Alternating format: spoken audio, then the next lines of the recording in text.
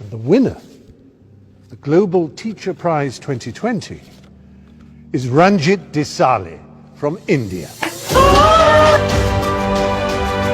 ఈ నవ్వు వెనకాల ఎంతటి కష్టం ఎంతటి ఆనందం దాగుందో ఈ వీడియో పూర్తయ్యేలోపు మీకు అర్థమవుతుంది.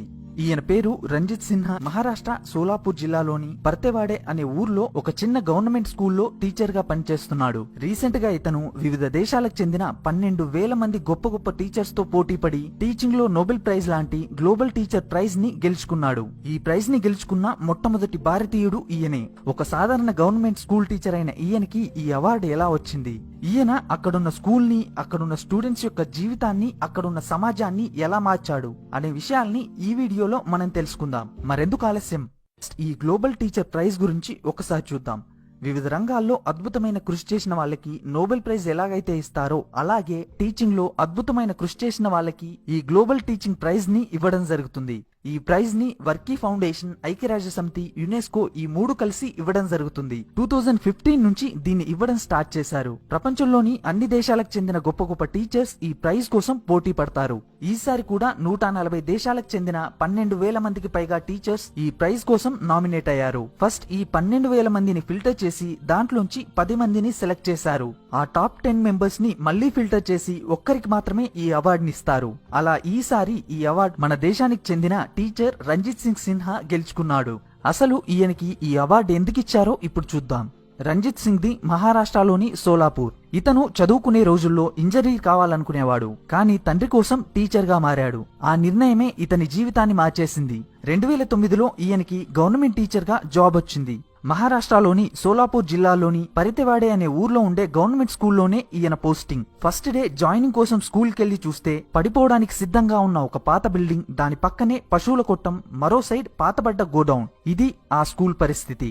వెంటనే అక్కడి ఊర్లో వాళ్లతో మాట్లాడి పట్టుబట్టి మరీ ఆ స్కూల్ ని బాగు చేయించాడు. ఇక్కడ స్టార్ట్ అయిన ఈయన ప్రయాణం గత 11 సంవత్సరాలుగా దేశాలు దాటి పరుగెడుతూనే ఉంది. ఈ స్కూల్ కి చుట్టుపక్కన ఉన్న ఊర్లలో చాలా వరకు జనాలు కన్నడ మాట్లాడతారు, కానీ స్కూల్ బుక్స్ లో ఉండే పాఠాలు వేరే లాంగ్వేజ్ లో ఉండేవి. దానివల్ల స్టూడెంట్స్ కి ఇవి సరిగ్గా అర్థమయ్యేవి కావు. ఈ ప్రాబ్లం ని సాల్వ్ చేయడానికి ఇతను వేరే భాషలో ఉన్న పుస్తకాలన్నింటినీ లోకల్ లాంగ్వేజ్ లోకి ట్రాన్స్లేట్ చేశాడు.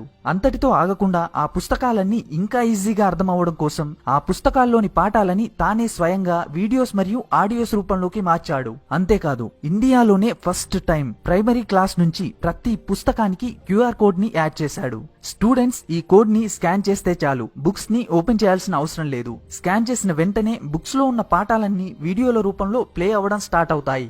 ఇలా పుస్తకాలకి క్యూఆర్ కోడ్ ని యాడ్ చేసిన ఫస్ట్ స్కూల్ ఈ స్కూల్. ఈ విధానం సక్సెస్ఫుల్ అవడంతో రానున్న రోజుల్లో మహారాష్ట్రలోని అన్ని స్కూల్స్ లో ఈ క్యూఆర్ కోడ్ పుస్తకాలని ప్రవేశపెడతామని మహారాష్ట్ర గవర్నమెంట్ అనౌన్స్ చేసింది.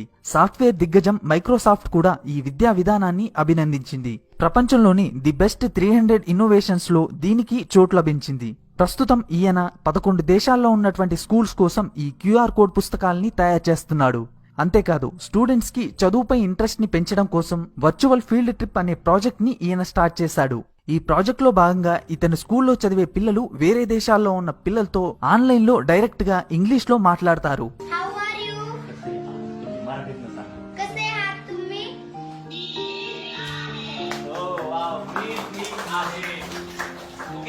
ఇతను ఊర్లో ఉన్న ప్రతి అమ్మాయి తప్పనిసరిగా చదువుకోవాలని వాళ్ళ పేరెంట్స్ దగ్గరికి మరీ వాళ్ళని ఒప్పించేవాడు. అందుకే ఇతని స్కూల్లో అమ్మాయిల అటెండెన్స్ ఎప్పుడూ 100% ఉండేది. అందుకే ఈ స్కూల్ కి 2016లో జిల్లాలోనే ది బెస్ట్ స్కూల్ అవార్డు లభించింది.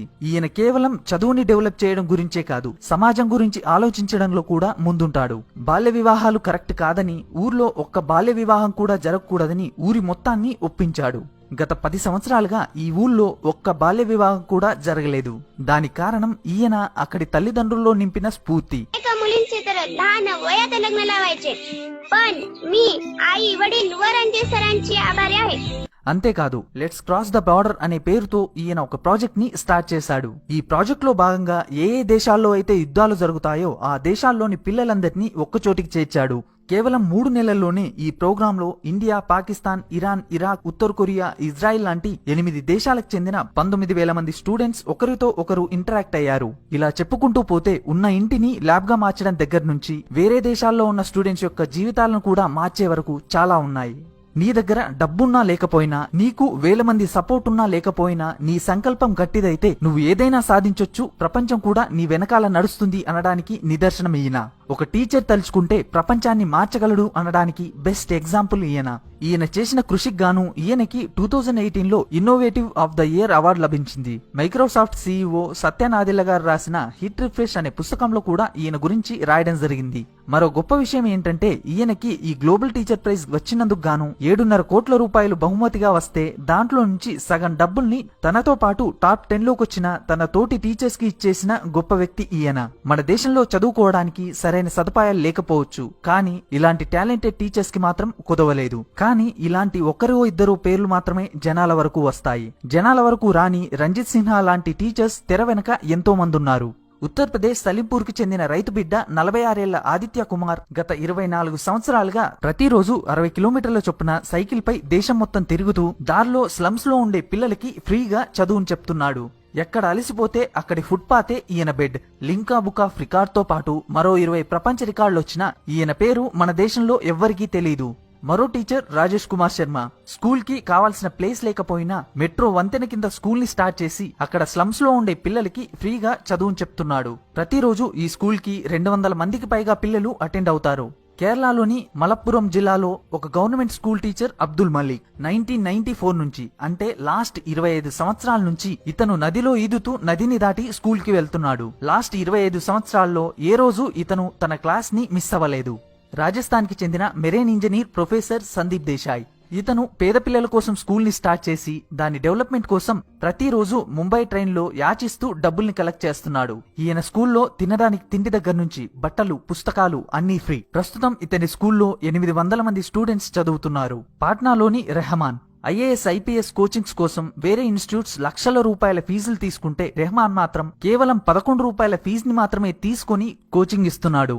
శ్రీకాకుళం జిల్లా మామిడిజోలా అనే విలేజ్ లో బాలకృష్ణ అనే ఈయన స్కూల్ టీచర్. చుట్టూ కొండలు, మధ్యలో స్కూల్ ఉండడం వల్ల కొండకి బయటున్న ఊర్లలోని పిల్లలు స్కూల్ కి రావాలంటే కొండను దాటి మరో 2 కిలోమీటర్లు నడవాల్సి ఉంటుంది. దూరం ఎక్కువగా ఉండడం వల్ల పిల్లల్ని స్కూల్ కు పంపడానికి తల్లిదండ్రులు ఒప్పుకునేవాళ్ళు కాదు. అప్పుడు ఈయన వాళ్ళ ట్రాన్స్పోర్టేషన్ బాధ్యత నాది అని వాళ్ళ తల్లిదండ్రుల్ని ఒప్పించాడు. అప్పట్నుంచి ఆ పిల్లలందరినీ తన బైక్ మీద విడతల వారీగా స్కూల్ కి తీసుకొస్తాడు. సాయంత్రం స్కూల్ అవ్వగానే విడతల వారీగా వాళ్ళ ఇంటి దగ్గర దింపేస్తాడు. అలా ఇతను ప్రస్తుతం 38 మంది పిల్లల్ని తన బైక్ మీద డ్రాప్ చేస్తున్నాడు. ఇలా గత 7 సంవత్సరాలుగా చేస్తూనే ఉన్నాడు. అది కూడా ₹1 కూడా తీసుకోకుండా. శ్రీరామ్ నగర్ గవర్నమెంట్ స్కూల్లో ఫిజిక్స్ టీచర్ గా పనిచేసే గౌరీశంకర్ గారు గత 4 సంవత్సరాల్లో ఈయన ఒక్కరోజు కూడా స్కూల్ కి లీవ్ పెట్టలేదు. ఇలాంటి ఎంతో మంది టీచర్స్ పిల్లల జీవితాల్ని మార్చుతూనే ఉన్నారు. వీళ్ళందరికీ ఫ్యాక్స్ ఫర్ యూ తరఫు నుంచి సెల్యూట్. ఇది ఫ్రెండ్స్ టీచర్ రంజిత్ గారి స్టోరీ. ఈ వీడియో చూసిన తర్వాత మీకు కూడా మీ టీచర్ గుర్తుకొస్తే ఈ వీడియోకి లైక్ చేయండి. మీ టీచర్ కి ఏం చెప్పాలనుకుంటున్నారో కింద కామెంట్ చేయండి.